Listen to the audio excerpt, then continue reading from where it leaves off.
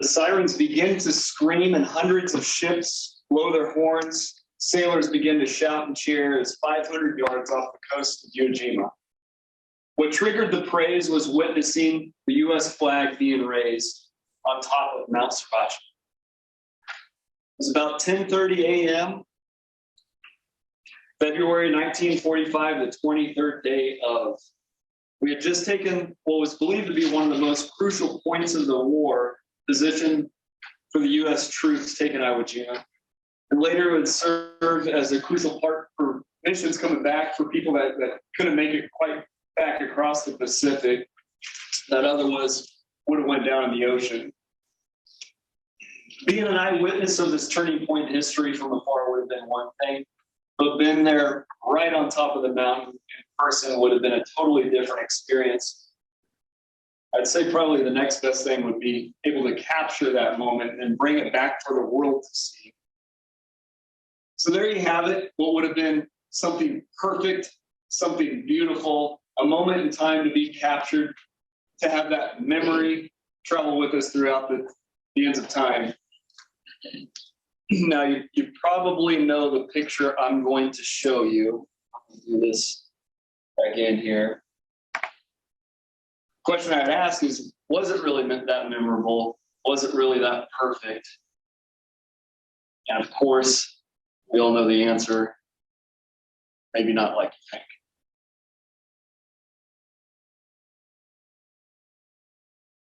Has everyone seen this photo before? It's probably not the photo that you were imagining. Has anyone ever even seen this photo before? Show of hands. No one's seen this photo before. This was actually the first picture of the photo on top of Iwo Jima. Now, the photo that you're obviously familiar with is one that you'll know. Technical difficulties. Well, might not even have to, because we'll know the photo. There it is. So that one looks a little more familiar, yes?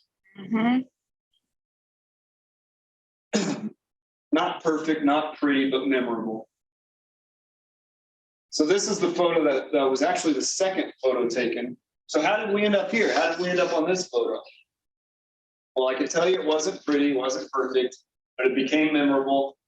The secret started like this. The secretary of the Navy wanted the original flag for a souvenir, he called it. The commander of the 2nd Battalion, Chandler Johnson, replied to that, "To hell with that." As far as he was concerned, that flag belonged to the 2nd Battalion, who actually was the ones that took the land. And Johnson moved and secured his troops in there, and they said, "Grab it ASAP." He said, "While you're at it, put up a bigger flag, and if you go back and look at the original one, you will see that there is a difference in size on the flag."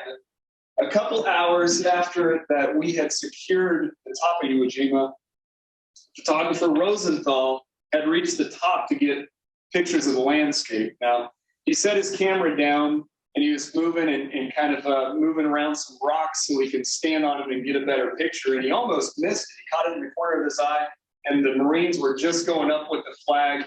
And he grabbed his camera, and without looking through the viewfinder, he later recapped, "I didn't come away saying I got a great shot." You just don't typically do that when you don't even look through the viewfinder and you just snap a picture. But needless to say, it became memorable.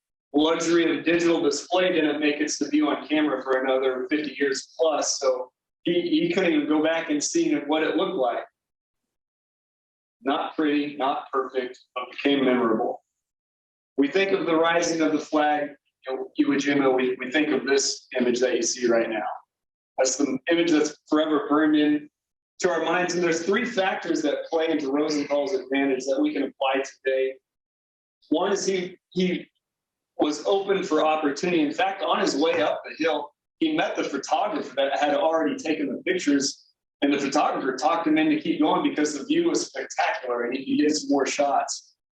So he decided to go up to the top and didn't even have the idea of taking a picture like this. So he was open for opportunity. Second, he was one who took action.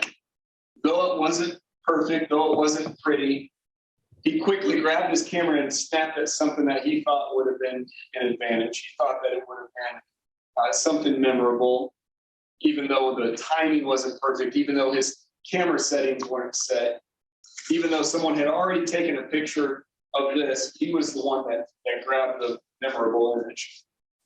And the reaction time, this played in his favor. See, the original photographer used the process, and unfortunately the Army's process took days upon days for them to even get the picture in print. Rosenthal's advantage, it took about 17 and a half hours before it was on print. A couple days later, it was front page of the newspaper all over the world. Later, you wouldn't even know, but it didn't happen until days later that they didn't even realize what was the actual picture of them capturing the gene. So reaction time was in his favor, and I just want to leave you with, when creating memories, it doesn't have to be pretty, it doesn't have to be perfect, and you can make it memorable. Thank you.